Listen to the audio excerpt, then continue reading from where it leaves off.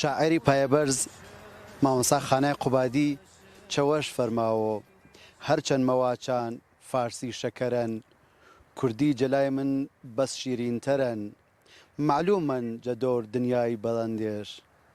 دڵشادن هەرکەس وە زوانی وێش ئێمەش وەشحاڵێن مێ دڵوەشێن مێ دڵشادێن مێ بە زوانی وێمە وینەرە وەشەویستەکە ئەی وەختە و گروەختێتاوەش ئازیزا بە بۆنە و دووەم و سیاوکامی دوو ڕەشەمەی 21 فێبریەی ڕۆ جیهانی زوانی ئەلایی گەرەکمانە بەرنامە و ئیجارە و گەشتەکانی ئەو دیوچیای سەر و زوانی ئەلایی پێشکەشکەرمێ شمەیج هامڕێما بیدێ با پێوە بلمێ بەرنامە و ئیجارە و گەشتەکانی ئەو دیوچیای سەر و زوانی ئەلایی وینمێ فەرماودێ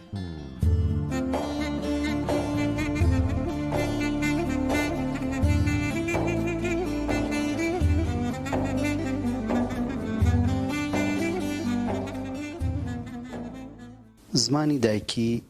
بە یەک زمانە وترێ کە منداڵ قسەی پێکا واتە زمانێک کە منداڵ لە یەکەم ڕۆژەکانەوە قسە ئەکات و بەو زمانە گڕووگاڵ و وتوێژەکە زمانی دایکی زمانی ئەو شوێنەیەکە مرۆڤ تێیدا لەدایکە بێ و وردە وردە گەورە و دواییش ئەبێتە پێناسە و شوناس بۆی لەباری زانستیشەوە بە بەراورد لەگەڵ زمانی دووهەم و ئەو زمانانەی کە دواتر مرۆڤ فێریانە بێ زمانی یەکەم جێگایەکی زۆرتر و تایبەتی تری لە مێشکدا هەیە کەوایە زمانی دایکی هەر ئەو زمانی یەکەمەیە واتە ئەو زمانەیە کە لە بنەماڵە و لەلایەن باوکو دایکەوە منداڵ فێری دەبێت هەر بۆیە لای مرۆڤ زمانی یەکەم یان زمانی دایکی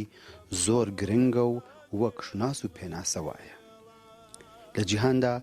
ڕۆژی 21 فێڤریە دوی ڕەشەمە یان سیاوکام لەلایەن یۆنسکۆوە بە ناوی ڕۆژی جیهانی زمانی دایکی ناونەراوە ساڵی 1952 کاتێک بنگلادێش بە پاکستانی ڕۆژهەڵات یان پاکستانی شەرقی ئەناسرا و بەشێک بوو لە پاکستان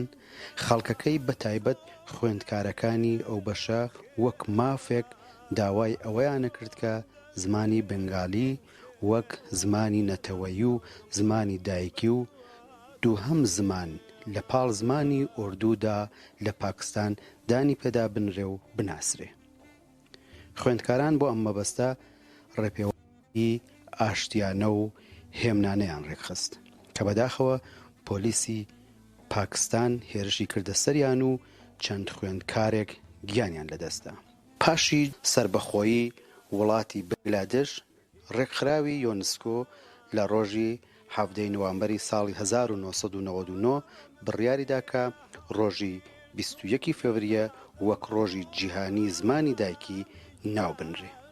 لە ساڵی 2000 بەدواوە هەموو ساڵ لەو ڕۆژەدا لە زۆربەی وڵاتانی جیهان ڕێوڕەسمی تایبەت بەڕێوە ئەچێ و ئەو ڕۆژە بەرز ئەنرخێنن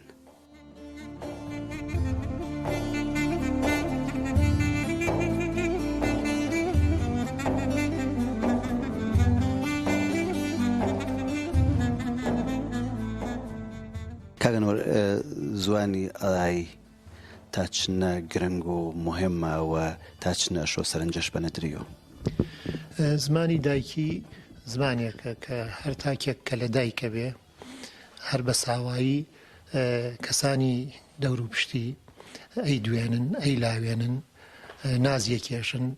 و هەر لە سەرەتاوە بەو وشانە بەو زمانەی کە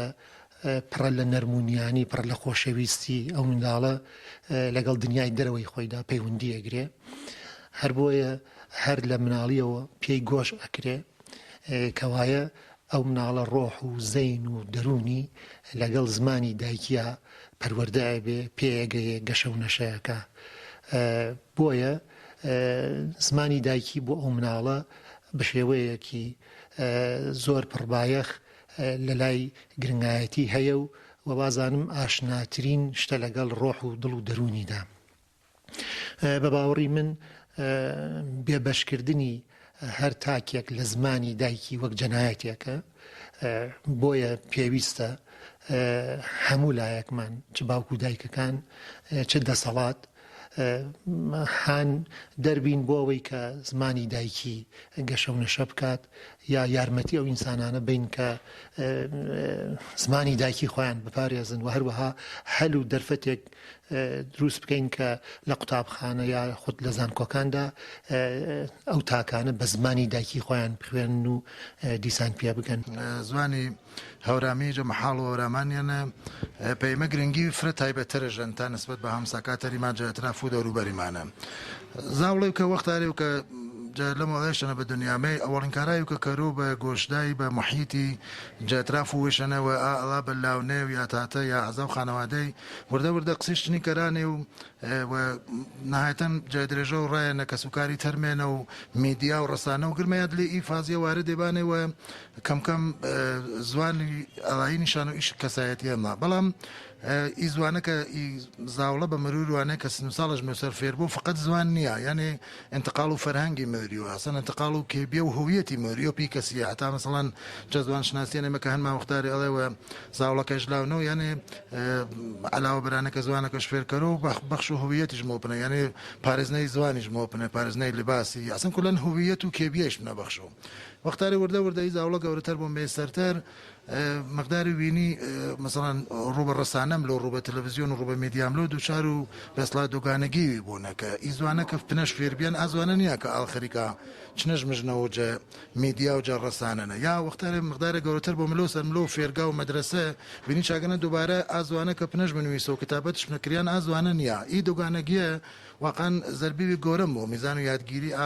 فێرکاریە و ئەمسیاریە مارۆرە وار من پێ بەحس و باشووریش من نەرجە تەریق و کاناڵە کۆشمەوە داواکاری ماجە حکوومەت و هەرێمی کوردستانی هەن چون جە کوردستانە ئینێ ماوە 27 ساڵ حکوومەت و هەرێمیکی مەرزیانەرە چاگێچەنە تقریبان بە شێوی دوازوانیانە هەم کرمانجی ئەم سۆرانی پەرش بنەمری و بەڵام بەداخەوە لای ئەو کاڵهۆڕی و هۆرامی نەکریانەوە ئینە کەلێنێەوە ئینە کەلەبەرێەوە کە مشیۆ بێ پەڕ کریەوە یعنی ئینە داخواز و ئاخەڵکێنە و ئینتزاری جان بە باوەڕی من ئەو کارەی کە لە ساڵی 1990 یونسکۆ کردوێتی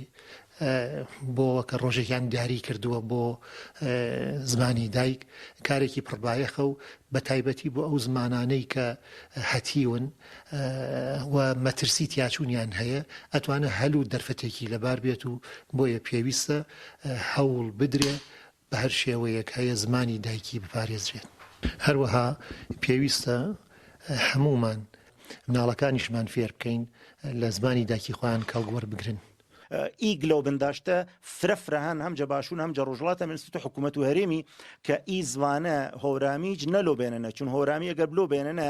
بەشی و جە میراسی فەرهەنگی ملەت و کوردی کە تا 1990 ملێم لۆ بێنەنە تەمام و ئاسارە کلاسیکە کە ئێمەجە ڕۆژەڵات و وەجە باشوێنە فرەژە 80% بە هۆرامی بێن ڕووی نێرە ئەرزژنیە و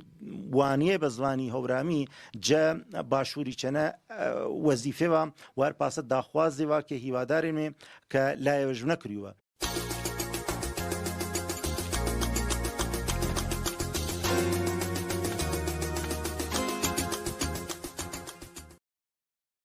ئێمە چنی تاومێ ئی ڕۆیە کەرمێ دەستپێکە کەرمیان هێما و نمادێ پەیانەی کە تاومێ پارێزگاری کەرمێجە زوانی ئەڵایی من ئی فەرمایش و جەنابیتەی پرسیار و جەنابیتە کەرو بە یەرێ بەشێ بەشێوش هۆرگەڵەوە سەر و خەڵک وێمە ئا خەڵکەی کێ زوانێ ئەڵاییشە بە شێوازی فەرمی و ڕسمی دلێ قوتابخانانە دلێ مەدرسانە زوانەکەشا پەرەمەڵری و زوانەکەشا مەوەنی و ڕووی نەرە ئی خەڵکە مشۆ داخوازش بوو ئی خەڵکە مشۆ گەرەکش بوو ئی گەرەک پێچە مشۆ قوڵ بوو یانێ خەڵکەکە داخوازش کردە بۆش داخوازی وی تقریبا واچ چەنی ئاردە بۆش سەر و خیابانی ئاردە بۆش سەر و شەقامی داخوازەکەش داخوازی وی گشتی بوو ئەگەر فقط تەنیا ئێمە مەحفلی بوو کەسانێک کە دلێ مەحفلیەنەوە پێی ڕۆجانی زوانی ئەڵایی و یا پێ مناسبەتەکە و مەراسمەکە ئێمە داخوازی زوانی ما چا حدەنە مەحدود کەرمێ پاسە بزان و زوانی ئەڵایی مەتا و بلو ئا یاگێکێ یاگۆشن یۆتەر چاچێوە کە من بە باوەرم پێپەرەدەی بە زوانی فرەفرە ئەهەمیەتدارە ئینەنەکێ ئێمە بێمی ئەنجومەنەکەی ئێمە ئیساالان جیاگی ئەفسەر ڕژڵات و کوردستانیانە ئەنجومەنی خەریکە کاریانە ئەنجومەنی مەدەنی ڕێکخراوە مەدەنی خەریکی فعالیت و کاریانە جە حوزەی جیاوازەنە جە حوزەی فەرەنگی جە حوزەی هۆنەری و بەشی ویچات بە تایبەت سەر و زوان و ئەدەبیات و فەرهەنگی کارکەرە ئێمە پێسە ئەنجومەن و پێسە ڕێکخراو و ئەنجومەن و ڤەژینی ئێمە جە مەریوانەنە وەشبەختانە ماوە 5-6 ساڵان بێ هیچ جیاوازیە و ئێمە لاماکردنەوە سەر و شێوە زمانەکە ئێمە بێ هیچ جیاوازیە و کلاسمانیان پێی هەورامی پێی کرمانجی پێی سۆرانی ئمە کەڵهۆڕ چوون نەبیەن ئێتە نەتەوانما مەسەڵەن نا پێ کەڵهۆڕیژێ مەتاوێن ئاکاری ئەنجام دەمێ و ئیسێ جارێکی وایە لام کرد مەگەر کەسانی بابتاوە پێی شێوە زمانی چە خزمەتکەرا ئێمە ئامادەینمێکێ هەر کۆمیتیویچ پێ ئاگەی بنیێمرە ئەنجومەن و ڕێکخراوەکان بەهۆی ئەوەی کە لە بەستەری کۆمەلگاوە شکلیان گرتووە ڕیشان لە دڵی کۆمەلگا هەیە ئەتوانن گەورەترین خزمەت بکەن بە تایبەت هەموو ئەنجومەنەکان لەو باوەڕەدام ئەتوانن بەدانانی پۆلی فێرکاری زمانی کوردی هۆگرانی زمانی دایک بەرەولای خۆیان ڕابکێشن و ئەو تاکانە هیچ نەبێت تەنانەت بە شێوەیەکی سەرەتایی ئاشنای زمانی دایکییان بکەن ئێمە وەک ئەنجومەنی فەرەنگی ئەدەبی مەریوان هەر لە سەرەتاوە هەوڵمانداوە پۆلی فێرکاری زمانی دایک دابنێن و تا ئێستای شاید بڵێم دەیان پۆلمان بەڕێوە بردووە و بۆ هەموو کەسانی کە فێرخواز بوون و لە پۆلەکانی ئێمە سەرکەوتوانە دەورەکەیان خولەکانیان تاوا کردووە شەهادەی کۆتایی دەورەمان پیاون یا خولمان پیاون و توانراوە کارنامەیان بدرێ بەدەستەوە کە ئەمە سەرکەوتنیەکە بەڵام ئەو شتێکە بۆ من جێی داخە ئەوەیە کە ئەو ئێحتمام و گرنگایەتی کە باوکو دایکەکان بۆیانە بە زمانی ئینگلیسیە یەن کە مناڵەکانیان بە لێشاوە نێرن بۆ ئەو فێرگانی کە ئامۆزش زمانی ئینگلیسیە ئەبە شێوە پێشوازی ناکەن لە ئەو پۆلانی کە ئێمە و ئەنجمەنەکانی تردایانین کە ئەمە جێی داخ و کەسەر هیوادارم لەمڕۆ بەدواوە باوکان و دایکان هەوڵ بن بەو شێوەی کە گرنگایەتیان بە زمانی بیانی ئەوەش گرنگایەتی بن بە زمانی دایکی خۆیان و مناڵەکانیان بنێرن بۆ ئەو پۆلە فێرکاریانەی کە ئەنجمەنەکان دانێن بۆ زمانی کوردی و زمانە دایکیەکانە ئەمە ئەبێتە هۆی گەشە و نەشەی کەسایەتی ئەو مناڵە لەبەرەوە ئەو مناڵە بەو زمانە گۆشکراوە و ئەگەر شارەزای زمانی خۆی نەبێ متمانە بەخۆبوون لە لای کزە بێەوە بە باوەڕی من تاکێکی ناتەواوە بێت بۆیە پێویستە باوکو دایکان هەوڵ بن مناڵەکانیان بنێرنە ئەو پۆلە فێرکاریانە و هیوادارم دەسەڵاتیش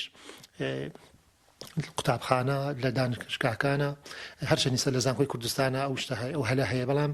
پێویستە هەر لە سەرەتاوە لە سەردەمی منداڵیەوە منداڵ فێری زمانی دایکی بێ ئەو هەلەش بڕەخسیێنێ کە باوکو دایکی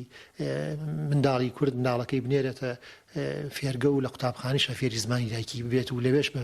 زمانی دایکی خۆی بخوێنێت وەڵای ئەمە تقریبەن جەگرد و بەشەکانم تاوە واچ و بە یاوەری دۆسا و عزیزا فعالیت و کار و چالاکی مابیان هەم تاوانمە وانە بنیە مێرە هەرپاسەکە ئاگادارین دێ مقاطع تحصیلی واچمی ئێرانیانە کە بۆ بە یەری بەشەی دەبستان و متوەستای وەڵ متوەستای دوم ئێمە الحەمدوللا دوێ ساڵی وەڵ تاوامە وانەوەی تەخەسوسی بنیە مێرە پێ متوەستای دووەمی ئیسەر متوەستای وەڵەکەمە ئامادەن مقداری وردکاریش منێن هیچ کە پیس دوویە نەمێ بەروە وانەکە و دەبستانی کە فرە حساسیەتی فرەترش ناسەرەوە چون باسوە دەبیات و زارۆڵان وە بنەڕەتا ئەنەمانیانەرە پێ لێژنیوی تایبەتی تەخەسوسی کە فرەتەر سەر شەو کارکەر و جەپاڵ و ئینێچەنە ئێمە بەردەوام کلاسی فێرکاری زوانی وەرامیمانێ هەم بەش و ڕانویستێنە هەم جەبەش و ڕازوانیێنە کلاسەکەی مرەتەب ملاڕاوە و چون و هەر خولی وێرەکە تەمامیەوە ئێمە بەڵگەنامێ و پێشکەش و بەهرەمەندا کەرمێ کە ئامێنی جە کلاسەکانە بەشداری شاکردن بە تایبەت سەر و ڕانویستی کە بنەڕەتی تەرە تا ڕازوان یعنی تۆ مشۆ حلانی کەم تاوی کە زوانە ئەڵایەکە و پنەش بنویستی و پنەش بوانیەوە ئیجاتر مقدارە لێی بەسلاح لەوێ لێ و سەرتەر مەرحەلی و سەرتەر ئاوەختەتر باس و ڕازوانی مێنەوەروە بسوێتی تەخەسوسی و پرۆفشناڵەتر ئازوانیە فێربی کاتێک کە باسی ڕۆژی جیهانی زمانی دایکەکەین ئەمە بیانوویەکە بیانوویەکە بۆ ئەوەی کە ئاور بدرێتەوە لە زمانی دایکی بە زۆر شێوە ئەتوانین ئێمە پەرەبەین بە زمانی دایکی خۆمان کە ئەرزم کردی باوکو دایکەکان یاخود ئەو تاکانی کە هۆگری زمانی دایکن یا ئەو تاکانی کە هەستی نیشتمان پەروەریان هەیە هەستی نەتەوەیی لە دەرونیانە هەیە ئەبێ بە هەموو شێوازێک ئەو دەرفەتە ئەو هەلە خۆزنەوە بۆ ئەوەی کە کۆمەلگا بەرەولای گرنگایەتی زمانی دایکی ڕابکێشن. بەرحاڵ کاری زۆر کراوە بەڵام لە ڕادێ پێویستانە من وازانم ئەمە هەنگاوێک بۆ خزمەتکردن بە زمانی دایکی و پێویستە هەمومان ئەم داخوازیە بەرەوڕووی ئەو ناوەندانە بکەینەوە کە کاری نووسینەکەن و ئەوانیش ئەرکە لە سەرشانیان هەرکە لە سەرشانیان لە ڕۆژی زمانی دایکیا ئەو مزگەێنیە بن بە بەردەنگی خوان بەڵێ ئێمە خەریکی هەوڵێکی ئاواین دروستە سمینار و کۆڕ و کۆبوونەوە لەو ڕۆژاداانێن بەڵام بە باوەڕی من بەکردەوە ئەتوانن لە قاڵبی یەکدەستکردنەوەی زمانی کوردیە بە تایبەت لەباری ڕێنووسا ئەتوانن کارێکی باش بکەن هیوادارم هەوڵی بۆ بدەن. مثلەن بعضی ئەنگی هەنی نەچەسپناوی یێرەکە ئینە جیاوازیە ئینە من گردمانەتەوەی وەنمی نێمی چیل و یەک چتریە نەگرمانەتەوە کوردیێنمێ و بە کوردیە وی ماشانازی کردمێ بەڵامێتر هەوڵمێ جەناب و مەسان پێ زوانی سۆرانی هەوڵمەی من پێی هۆرامی ئەو پێکرمانجی گردی مامشو دەست دەمی دەست یەکترینەوە نازمێ ئی ڕیشی و ئی ڕێخی کە کۆڵەکەی نەتەوە کوردی وەشەکەرا فۆتیانێ پس من داواکاری چاش نەکەر و بە میدیا بە تایبەت چون ئێمە گەورەترین زەعفی و جەوەرەمانان میدیان بەڵام منش گەرەکم بێر ئانەی ئاماژە پەنەکەر و کە دلێ ئیگردە دنیا و ئارنە ئیگردە کەناڵ و ئیگردە شەبەکە تەلەڤیزیۆنیا هەنێ بە هەردووی بە تایبەت بە هەردووی بەشەکە پێسە کرمانجی سەرەی کرمانجی ناوەڕاستی یا دلێ ڕاستەی ئێمە وینمێ بەدەیان کەناڵی هەنێ بەڵام بەداخەوە تایسە کەناڵێەوە تەنانەت تایسە جۆم ئێمە دوێ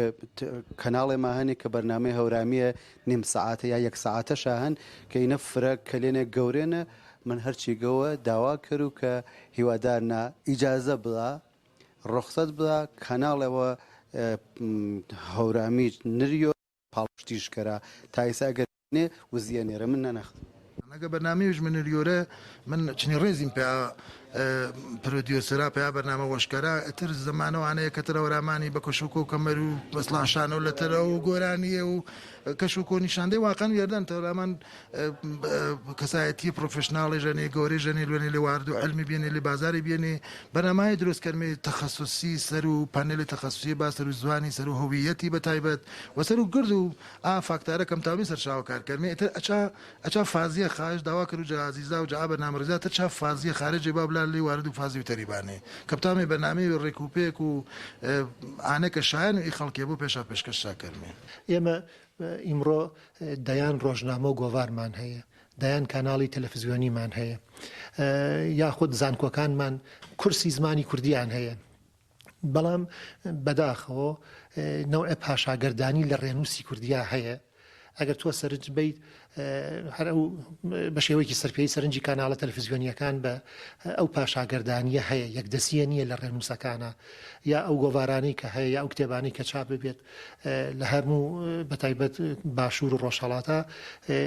بە شێوەیەکی یەکدەس و زانستیانە لە یەک ڕێنووس کەڵوەرناگرن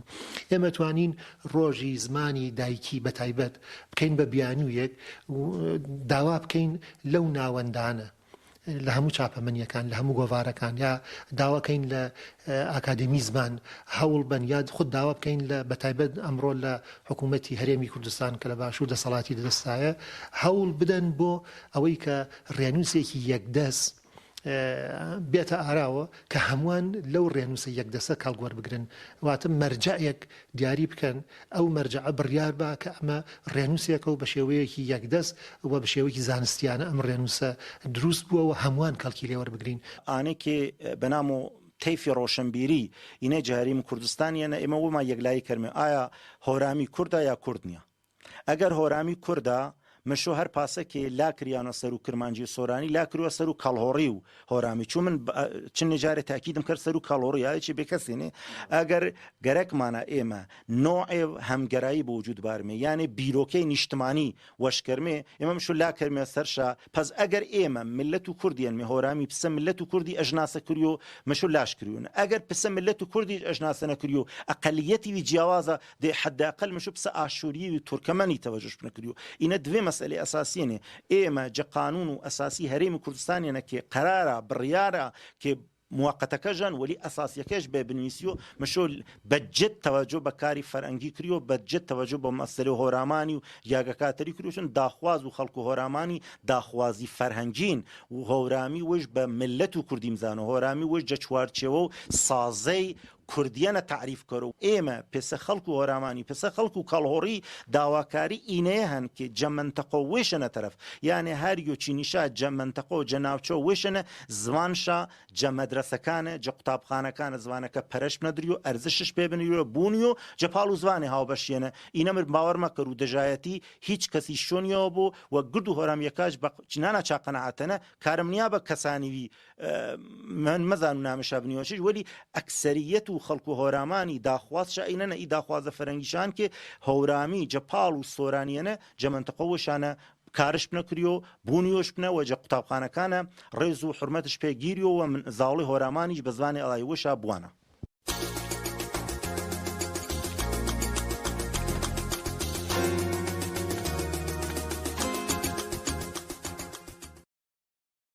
دنیا و ئاڕۆی دنیا و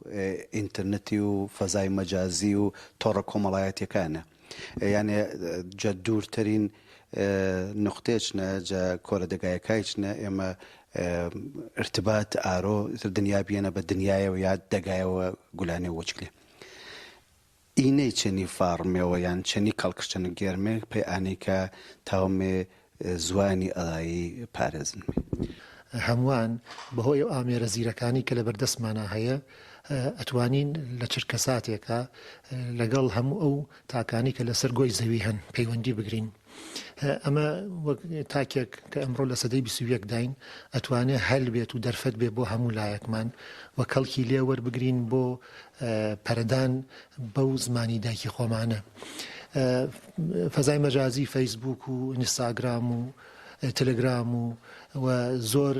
هەتا تەنانەت کورتەنامەکان کە ئەینێرین بۆ یەکتر ئەویشەر بەهۆی ئەو ئامێرە زیرەکانەوە کە هەیە ئەتوانێ باشترین شت بێ بۆ پەیوەندی گرتنی تاکەکان لەگەڵ یەکە و ئەو پەیوەندی گرتنە چەنە باشە کە تۆ بە زمانی دایکی خۆت بێت نەک بە زمانێکی بێگانە بۆ ئەوەی کە بە ئاسانی بتانی هەستی خۆت دەرببڕی بە نسبەت بەرانبەرەکەت بەڵام بەداخەوە ئەوەی کە من سەرنجم داوە زیاتر لە باوەڕی من 80% ئەو کەسانی کە لەو ئامێرانە کەڵوەرەگرن لە باتی ئەوەی کە بە زمانی دایکی خۆیان پەیامەکان بنێرن بۆ یەکتر یا بابەتەکانیان بنووسن یا ئەو شتانی کە ئەیانەوێت لەگەڵی خاڵ و گۆڕیکەن زۆر بەداخەوە بە پیتی عەرەبی یا خود فارسی بە شێوەیەکی ناشرین کە هەڵەی تایە ئەو کوردیە یا ئەو زمانی دایکی خۆیان بەکارێنن کە ئەمە جێی داخە وڵا هەردوو خزمەتەن ئێنە گرفتی واکە گردی مایەنێتەوە کوردی بە تایبەت بە عام گردی ماهانمە وارامانیش بەشدارە بەداخەوە ئێمە وی مالفۆمانیانە لەفێەوە کە ئێمە خەریکەن میپنەش بنویسمێ لەفێەوە عاریەنە و قەرزیەنە و ئارامیەنە کە بەدەست ماڕێنە سپاش نەکەرمێ نحوە و گۆکردە و تەلەفوز و کردەی فرە و وشەکە جە حرفەکە واقعاً مثلا هەورامی پێسۆرانی جەسۆرانی پێکرمانجی یا لە چنی فارسی نیشا کامڵان فەرق کەرا پێوەرە پس مشۆ تۆ پێ هەر وشێوێ کە حرفێوە کە تەلەفوزش کەرینە مشۆ علایم و سیمبۆل و نیشانەوە بۆ کە بنیە شەرە چاکەنە تریسە ئێمەیسە فعلا تا ئارۆ ئی ئەلفامانە و استفادەماش نەکەینەوە بە سوورەت و کیبوردی لێ دنیای مەجازیێن استفادەش نەکەرمێ حروف و وشێ نوویسیاری زوانی هەورامیشنی زوانی بەسلااوچمێک سۆرانی کە ئیسە بە ئامەشورە بە سۆرانی گریۆنی تەنها یەک وشە نەفەخە فەخشان حرف و لێ هەستا ئەڵا مەسەڵەن ئی حرفێ کە دلی کوردیەنە نیەنە بەسڵی سۆرانیانەوە لێ هەورامیانە هەنە ئێمە تەختەکرە لە هەن کە بەعنوان و ئەدوانس کوردیشت لەنگ کیبۆردی چاگەنە بەسڵا ئا سیمبۆڵە یا بزوێنە کە ملۆ سەر و حرف و دێ لێ تەختەکرەڵەکانە پێش تعریف کریان کە ئادێچە هەورامان هەر پێسەنە بزوێن و ئۆکەی ملۆسەر و دێکێ بەڵێ ملۆسەر و دێکی و حرفی مەکامڵم تا مێ سواش نەکەرمێ پێکەلماتی بسە ئەڵێ و ما باقینەکە کە دنیا مجازیان ئەکسەر و نوویسەرەکە ئەچی کیبوردی استفاده کردمی و گرفتیشمان بصورت موقتی حل کردن ئارۆ میدیا یا ئارۆ جهانی بیێ واچمێ کە جهانی بیێ ڕۆت و وەژبیێ جهانی بیێ یا گلوبالیزیشن یا یوش مسئله اینترنت یا یوش مسئله میدیا یا که متعود ویدانه کار کردش با یعنی کاملا کارکردەکەش تاوە دەگانە بۆ یۆژم تاوە ئێمە ئەسمیلە کەڕۆ گردی ماکەرۆ پسە یۆی گر کەس بە ئینگلیسی بۆ گر کەس بە زمانی سەردەستی جیهانی بۆ و فەرهەنگەکەش کامەڵام بۆ پاسنە بەڵام جەلای تری شەنە دەرەتانشدان بە ئێمە لای کەرمە سەر و زمان و فەرهەنگۆمە ئا فەرمایش و جەنابیتە کامەڵەن درۆسە ئێمە بەداخەوە ئیسەکێ ئی دەرەتانە دریان بە ئێمە بێ هیچ سانسۆڕێ ئێمە بتامێ جەفەزای مەجازیەنە پێی قسەکردێ وێمە پێی نویسێ وێمە پێی ارتباط وێمە چنی لایەنی بەرابەری کە هەم زمانمانە هەم فەرهەنگ وێمانە بە زمان وێمە قسەکردمی بەڵام بەداخەوە فرەوینمێ فرۆ خەڵکی بە زوانێتر چێ منویس و بە زوانێتر کار کرد و یا ئەگەر مێ بە کوردی یا بە شێوە زمانەکە تەری کوردی گەرەک شاچێ بنویس و پسە فەرماشی جەناب حازن یا حتا کیبۆردێ بنیۆرەوە بە ڕسمولخەتی زەریف و ڕێکوپێکتەر چێوەکە بنویس و ئینە ڕێوەنە کێ مەوریۆ و وێ بەخشانینە کێمە بتامێ ئەرزش بینێمە پێ فەرەنگەکەمە من ئیچێکێچەنە گلەیەوە کەرو بازم ئێمە جە باشوورەنە باشوونە فرۆ ئا تابلویا کێ مرزیەنێرە جەسەر و شەقامەکاوە جەسەر و دوکانەکاوە وینمێ تێکڵاییوی عەرەبی و کوردیا فرەچی وی ناشرینە و ئینە پێکەسیوی کە ڤینەژ وینۆ و گنۆڤەر و چەموو خەڵکی چێوی ناشرینە فرۆ خەڵکی بایەغمەڵی و فرۆ خەڵکی حتا بەقۆڵ و جەنابی حازن یا کیبۆردی کوردی نەسب کەرۆ سەر و مۆبایلەکەشە و بە شێوی زەریف و ڕێکوپێک استفادە کەرو جەنەکە ئیسە من پێی بەحس و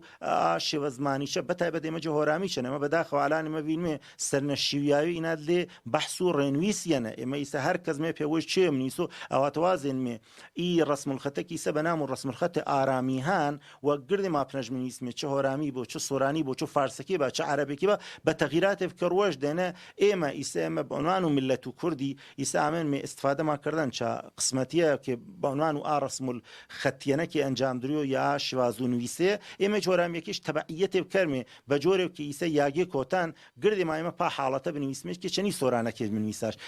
من بە بیانووی ڕۆژی زمانی دایکیەوە داوا لە هەم ئەو کەسانەیە کەم کە لە ئامێری زیرەک کەڵوەرەگرن لە مۆبایلەکانیان یاخود لە فەیسبوک و فەزای مەجازیە هەن هەوڵ بن تەختەکلیدی کوردی دامەزرێن چونکە هەموو ئەمانە هەمویان سەفەکلیدی کوردیان هەیە و زمانی کوردیان تیا بەکار براوە هەوڵ بن لەوە کەڵگوەر بگرن ڕێنووسەکەیان با ڕێنووسێکی پاکی کوردی بێت با بە زمانێکی پاکی کوردی لەگەڵ یەکا قسە بکەن و لەم دەرفەتە کەڵگوەر بگرین بۆ ئەوەی کە خزمەت بە زمانی دایکیمان بکەین و فەزای مەجازیش بکەین بە زانکۆ قوتابخانەیەک بۆ فێربوونی زیاتر زمان پارێزنێژ ئەرکا و وەزیفان و هەر کەس تۆزێ ئەرزش و بایەخ بنیۆ پێی فەرهەنگی کولی کوردی مەشۆ ئێمە ئەرزش و بایەخیش بنیێمێ پێ گورد و شێوە زمانەکە و پێ گورد و فەرهەنگا و وردە فەرهەنگا کە ئینەجە کوردستانەوە گەورەترین کۆمەکشیانی سە گەورەترین پاڵپشت و یاوەریدەر و ئێمە پێی گەشە و ترۆق و زوانی هەورامی تاو واچ و ڕاحەت نزیک بە 80 تا 90% فەزای مەجازی بیان تا مەسەڵەن ڕاوەبەردە و کۆنگرێ و سمیناری و سمپۆزیۆمی و مەسەڵەن پانێلە تەخەسوسیەکە کە تاقمی خاصمە یا بەشدار باچاقینێنە کە ئەکسەرەن کەسانی وێنێ کە وشینێکی بوارنە بەڵام پێ ئامە و خەڵکی پێ خەڵکی ئامەکە ئینا دلێ یانەکانە نیشتە نەرۆپلانە ئێمە بە جەڕە و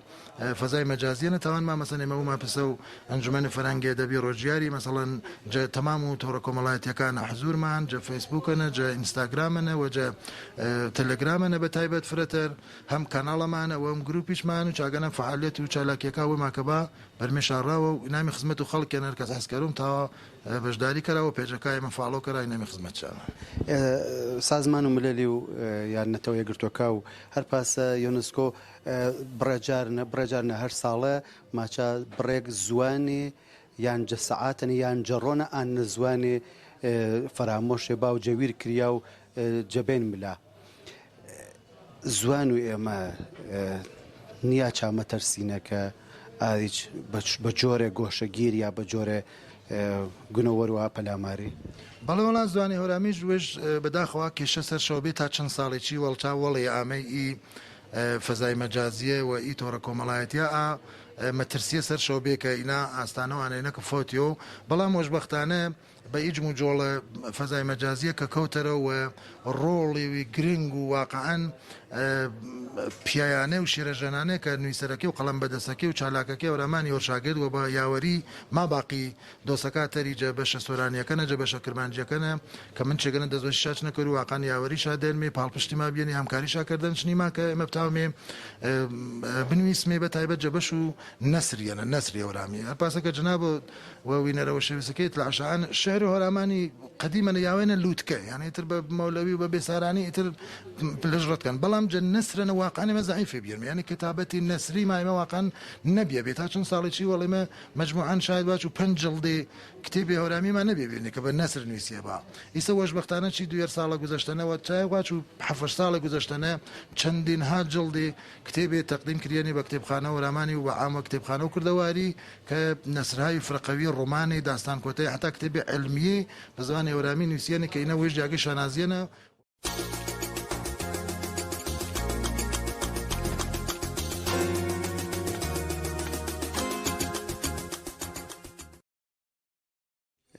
چی باشە جە بەرنامەکەی ملمێ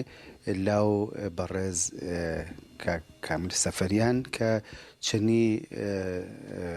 هامسەر و ژیوایشە خاتو زەهرا سەجادی کاری عالێشا کردن بە تایبەت چا بۆ کتێبەوە یۆ چا باسا باسێەوەن کەسەر و زارۆکەیشە کە زارۆکەشە 2 ساڵەشە بەڵام ماشەڵڵا چیوە جیاواز و بار ئاردێ جیاواز بەشێ چانەیە ئەمە تایبەتە بە زوانی ئەلایی کا کامیل وێش سۆران و چۆلاوە خاتو زەهرا سەجادی هەورامیانە زارۆکە هەورامیانە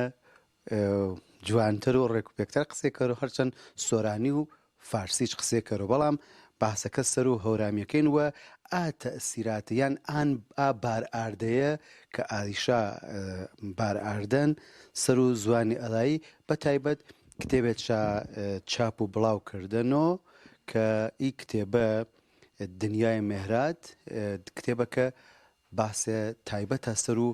پەروەردە و باراردەی زاڕۆی بە تایبەت چادوەڕان بە شێوەیەوە زانستیانە من گرد و بابەتەکە باس کرد و پۆکایی و ما باقی باسەکەی چنی کە کاملی درێژە پەنەم نامێ کا کامل وەختە بەخێر بە یاخۆ دەست خۆش بێ یاخوا کاکیان من حەزەکەم ئیمڕۆ لە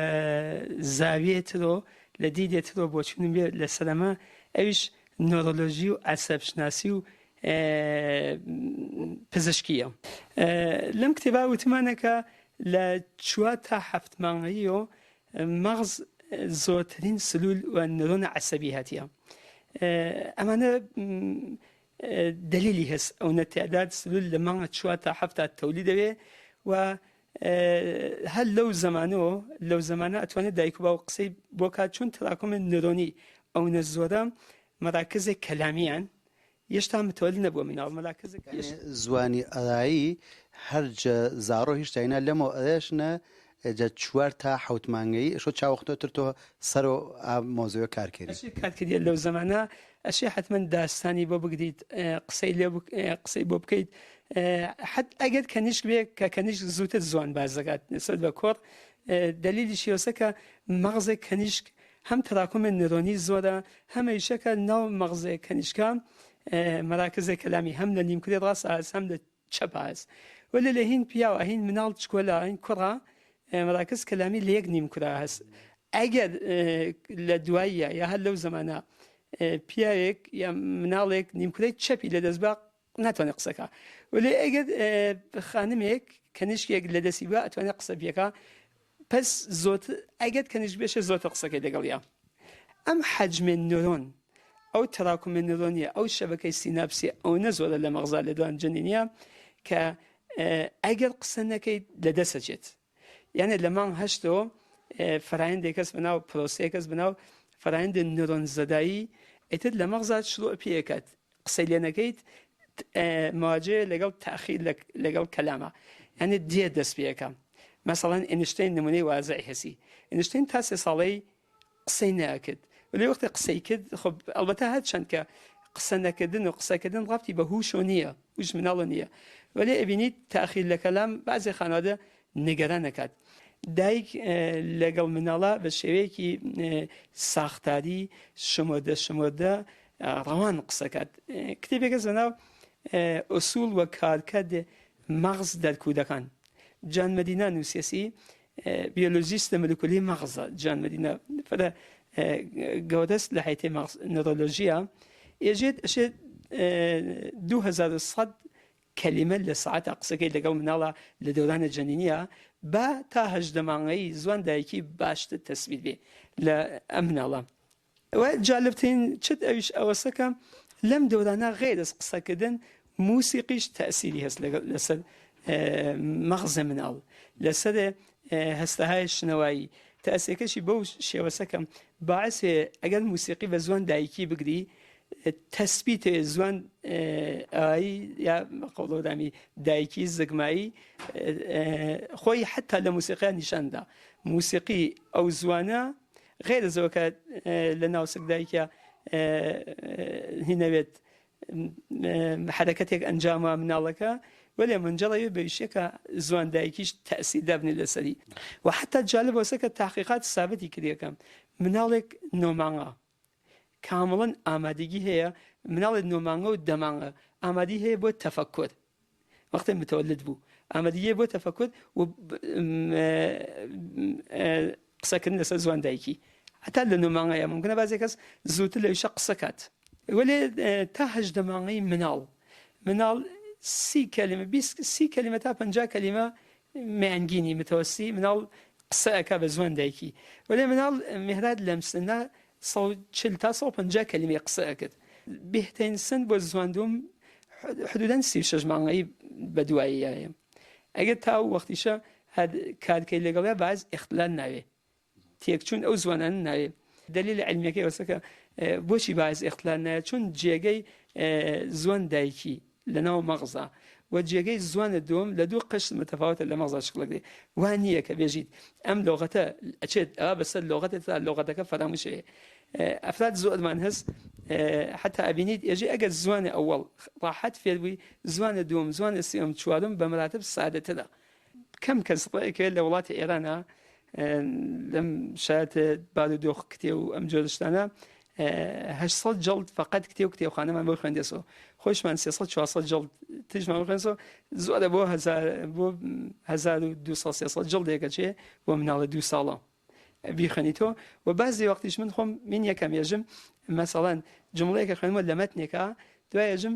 فعلەکە فارسیە ێژم بە هۆرامی بێژە یا بەرعکس فعلەکە هۆرامی ێژم بیکە بە فارسی بیکە بە سۆرانی ئازمایش یەکەم لەم داولەلا دیارە ڕاحەتە بووی نیوەی جملەکەش حتا قەتکەم خۆی ئیدامە ئێدات کاکیان ئەم شتانەکە کریا من بە این خۆم ئفتخار خۆمی نازانم خانم زۆرترین کۆمەکی کردە ئاموزشێک کە هەست ئێمە دامانەپی ئاموزشە غێرە مستەقیمە یعنی مەسەڵەن من گەرەکمە ئاهەنگ سازێ موسیقی پێ معرەفیکەم مەسەڵەن گەرەکمە ئاکاردەۆنی پێ معرەفیکەم عکسەکەی ئەگدەم ئاکاردەۆن کەسێک کە ساز لێدا دوایەوە لە پرۆژەکتۆرەکە پەخشێکەمەوەی بە دیوارەکەەوە هەمزەمان تەسویر وە سا وە عکسەکە چون ئێمە دادەهەیە کە ئەچێتە ناو مەغزمان 75 تا 78% لە تەریق سولهای بیناییەیە 13% شنەواییەیە و بەقی لامسە و چتایەتەوە هاتین ئێمە کارمان بەو شێوە کردێکە بینایی و شنەوایەکەی تیادهینەکانی تێدا گیرەندەهەیە کە پەیامەنێرە بۆ مەغزی زۆر بکەین پس بە شێوەیە لیا دامان زۆرمان بۆ نەهاوردەوە خۆی بۆ خۆی ئەچێ بە شوێنە ئەوە نییە کە من بێژم ئەم سازە موسیقیە سڵای ئاواسە نا بەم شێوە سەمە 2000 ساڵ لەمە بە ئیفلات نێژێ ئاموزش بە شێوەی مستەقیم تەسیرە باشی نییە ئانەکە شمە دیتا و پێشکەش کریا بەرنامە و گەشتەکانی ئەو دیوچیای بێ تایبەت بە ڕۆ جیهانی زوانی ئەلایی پاواتەکە بەدڵ تابیە بۆ تا بەرنامەیەوە تەر شاڵ و بەختەوەرێ و یانە تا ئاوە